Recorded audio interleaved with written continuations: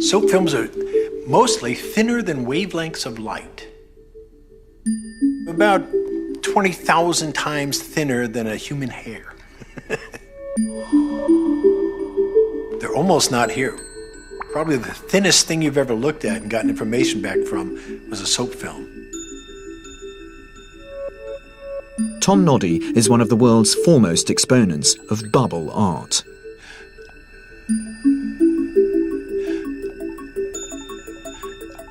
The different colors on a bubble are different thicknesses of soap film. So looking over the colors of a bubble, you're actually looking at a contour map of the surface of the bubble.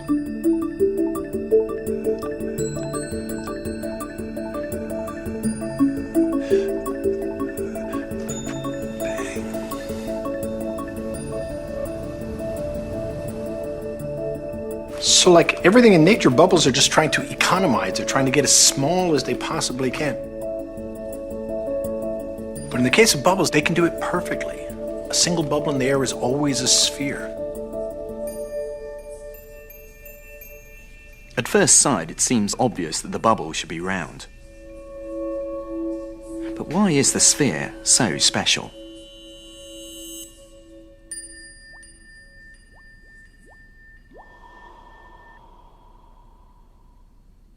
The sphere is one surface, no corners, infinitely symmetrical. Of all the shapes this bubble could be, the sphere is the one with the smallest surface area, which makes it the most efficient shape possible.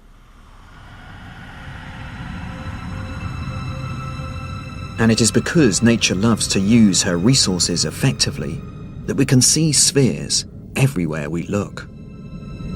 The Earth is round because gravity pulls the planet's bulk into a ball around its core. Water forms into spherical droplets. The shape minimizes the amount of surface tension needed to hold the droplet together.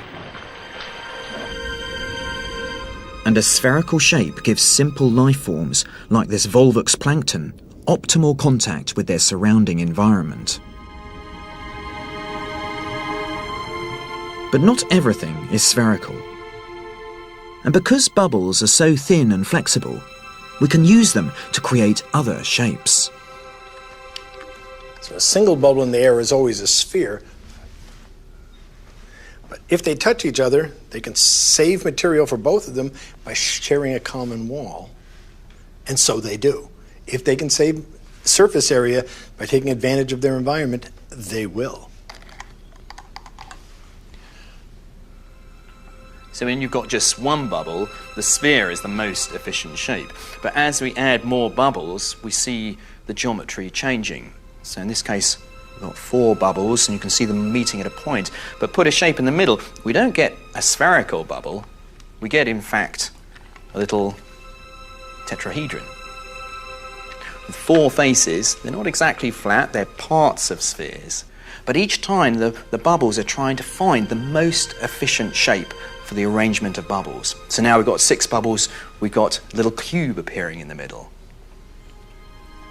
This is nature's laws at work. The universe is always trying to find the most efficient solution it can. And as we pop them, the bubbles change, finding the most efficient, until we're left with a sphere again. It has no choice. But what's most remarkable is that those solutions are so often neat geometric shapes. Wow, that's a dodecahedron. That's fantastic.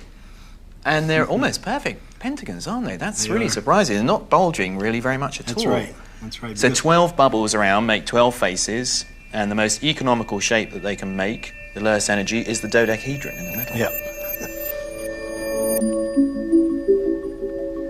The soap bubble reveals something fundamental about nature. It's lazy. It tries to find the most efficient shape, the one using the least energy, the least amount of space. and it appears there are fixed rules about how it finds these economic solutions.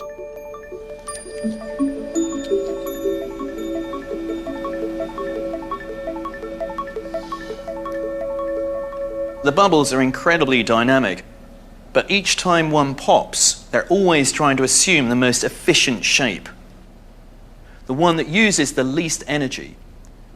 And what they're doing is trying to minimize the surface area across the whole bubble structure.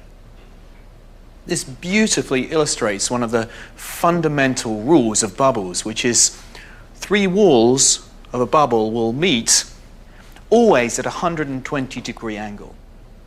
Wherever you are in the foam, it's the same law.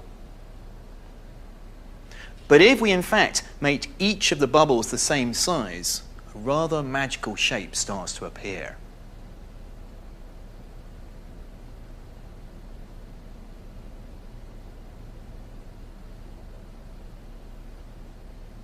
The hexagon.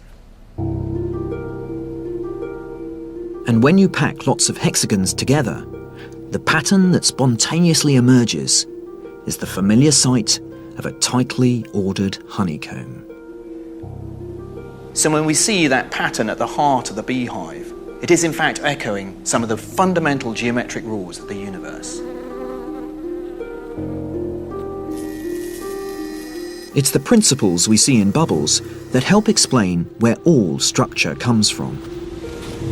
And it's those same fundamental laws of shape that played out on the Giant's Causeway in the distant geological past.